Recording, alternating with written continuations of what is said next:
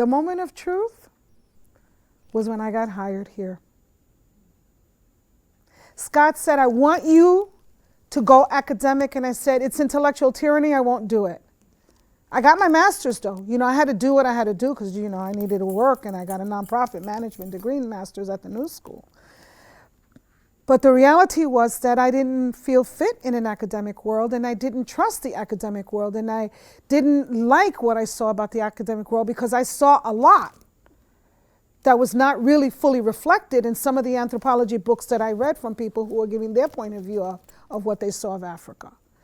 So when my goddaughter, you know, goes to ASU and she's staying with me for a while and she brings me the anthropology book and I see myself in there, now I'm in shock. I'm like, oh my God. The pictures and everything right in there, 3rd edition. Serena Nanda went and put that in her 3rd edition book. And then I went, wow, okay. And then I get interviewed for this position.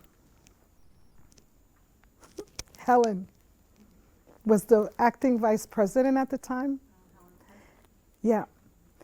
And so we start talking. She doesn't know I'm from New York. And I say, I'm from New York? She goes, really? My father was the police chief. I said, really? Dr. Francher? I was in John Jay College. And she goes, Dr. Scott Francher? And I go, yeah. And she goes, that was my father's mentor. I said, what? She threw the interview out. We talked about New York. We talked about everything in New York. And I just said, you know, Scott, you got what you wanted. By the time I literally left her office, and I was in shock.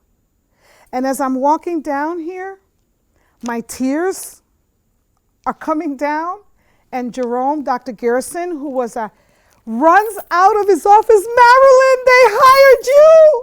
And I just started sobbing because I knew it was Scott.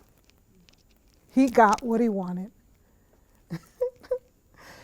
It was Scott. So I have a little altar in my office with a photograph of him. You're welcome to look at it and photograph it if you want, with the whole thing, a picture of him and stuff. I said, okay, Scott.